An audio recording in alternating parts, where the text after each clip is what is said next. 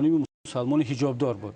یعنی من در یک نقطه سه مشاهده رو کردم که اصلا در کشور اسلامی بخصوص در تاجیکستان ما آسیای مرکزی اصلا تصور کردن نمیشد که حالا بسیار ممکنه معتقدن که علتی که در کشورهای اروپایی همین چیزایی که شما شاهدش بودین وجود داره به این دلیله که قوانین حاکم بر این کشور قوانین دینی نیست و دین حکومت نمیکنه، بلکه دین هم آزاد مثل هر گرایش دیگه بتونه فعالیت بکنه ولی حکومت نمیکنه. نظری ما این است که جداگی دین از دولت، از سیاست با گذاشتن یک مرزهای راست هیچ امکان ندارد.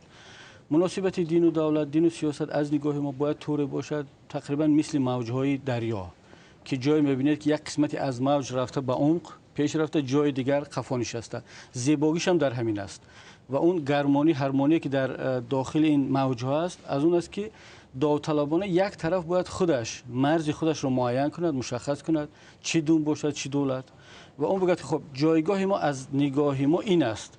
در این مسئله ما باید یک کمی بریم جلو، مثلا در مسائل فرهنگی، معارف، مسائل خانوادگی حتما نقش دین باید روشن‌تر باشد و اون قسمت دیگری کارها که بیشتر به یک مسئله تکنوکراتی و پراگماتیک است و مسئولیت یک دولت و حکومت هست، باید که خود دین مرزش رو مشخص کند، یک کمی برای عقب. اگر این داد و گرفت‌ها و این یک حل کردن مسائل داوطلبانه پس میز گرد و با همدیگر فهمی باشد هیچ مشکلی ندارد. حتما این فضای مناسب همکاری با وجود خواهد آمد.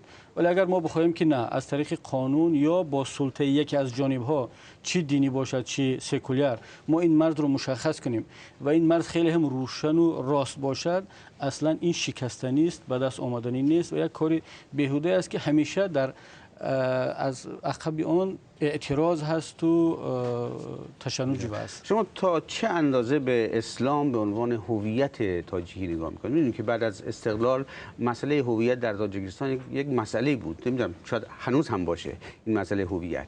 یعنی دولت تاجیکستان یک بار سال اوستا برگزار میکنه، یک بار سال ابو حنیفه برگزار میکنه، یعنی انگار مردد، انگار هنوز خود جامعه تاجیکستان نه در دولت و در مردم مشکل هویتشون حل نشده. اینطوره واقعا؟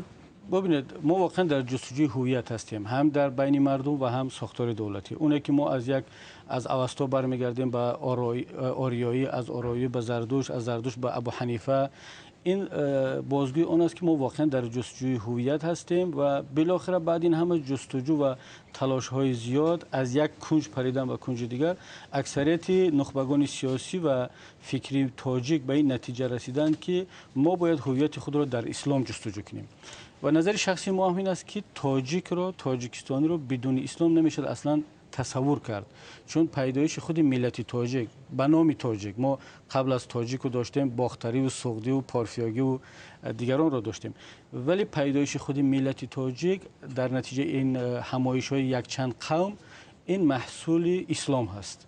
ما در زمان اسلامی همچون یک ملت تاجیک تشکل یافتیم و اگر هر کسی میخواهد هویت تاجیک و تاجیکستانی را جستجو کند باید در اسلام جستجو کند، چون این دو از هم جدا نشوندند. بسیار این نظر شما و حزب شماست. این نه تنها نظر ما نیست. ببینید وقتی که حکومت بعد از این جستجوی زیادی زردشتی و اوستا و آریایی باز هم آمد سراغ ابو حنیفه، شاید دولت میخواد نظر همه رو جلب بکنه در جامعه. پس وقتی که میخواد همه رو جمع کند اونا دیدن که این همه تاجیک مسلمان هست، اسلام هست. البته سوال این است که وقتی درباره هویت میرد آیا هویت اسلامی ما هویت ملی و قومی و فرهنگی ما رو انکار میکند یا نه؟ ما برای نظر هستیم که نباید اینا یکدیگر رو انکار کنند و باید با هم باشند، حالا که خود اسلام معتدل حنفی طول 1300 سال در تاجیکستان توانست این همه را با هم جمع بیارد و یک هویت واقعا هم سازنده. این در واقع اسلام بخشی از هویت تاجیکیه، نه همه هویت. اگر ما بگیم که بخشی هست پس بخشی عمده هست که دیگران رو میتونه زیر پرچم خود بگیرد. حزب شما چند عضو داره در حال حاضر؟ الان ما رسما حدود 40,000 عضو داریم که برای تاجیکستان کم نیست البته. بله.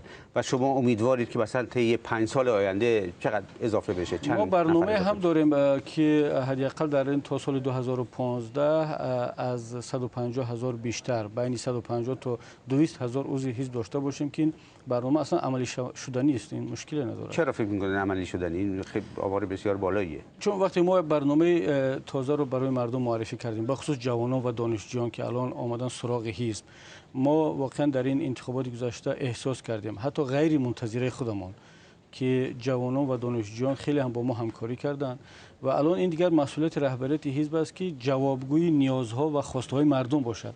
اگر ما توانیم یک برنامه واقعا هم خوبی رو روی دست داشته باشیم، فکر میکنم که حتی بیشتر از اون که رقم‌هایی که گفتم به دست بیاریم. بسیار خوب.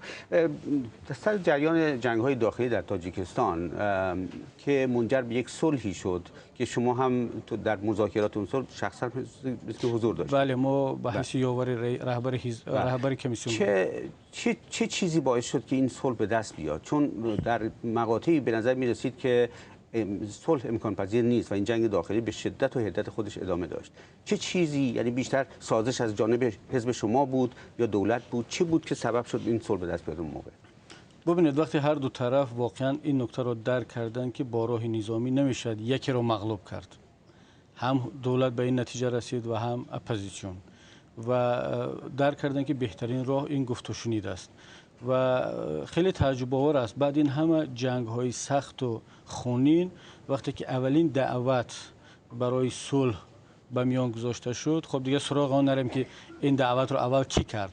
مهم اون که اولین دعوت که شد هر دو طرف اون رو پذیرفتن و خیلی هم باید اینجا نقش فردی هم آقای امام الرحمن رئیس جمهوری حالی تاجیکستان و هم مرحوم استاد سیدعبدالله نوری را با جمع یارانش باید ذکر کرد که از خود یک مسئولیت شناسی بزرگ نشان دادن و تونستن اون نیروهای اطراف خود را جمع آوری کنن، سرجم کنن و بر راه صلح هدایت نمایند. کاری آسانی نبود.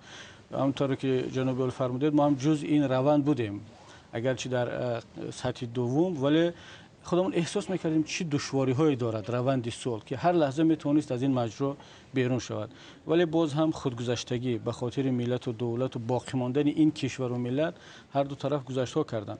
بسیار فکر میکردن که به اصطلاح اون شیوهی که اون صلح به دست اومد در تاجیکستان میتونست الگویی باشه برای کشورهای دیگه ای منطقه و جاهایی که این به اصطلاح تخاصم وجود می داشت و اینا.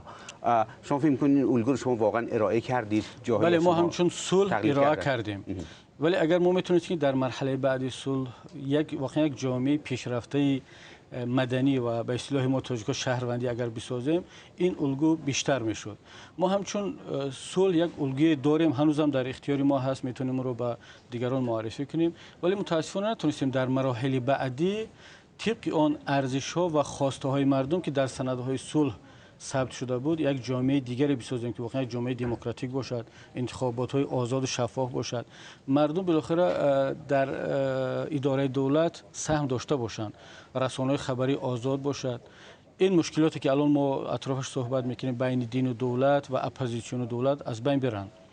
وقتی که ما این رو به دست آورده نتونستیم، واقعا این همچون الگو و نمونه بودن صلح ما یک کمی خدشه‌دار شد، ولی ما باید این دو رو از هم جدا کنیم. یکی خود روند صلح تا امضای سازشنامه و به دست آوردن وحدت ملی، دیگر مرحله پس از صلح که این دیگر متاسفانه مشکلاتی ماست. خیلی متشکرم. محی‌الدین کبیری از شرکتتون در برنامه. سلامت باشید. ممنون از شما. خیلی ممنون.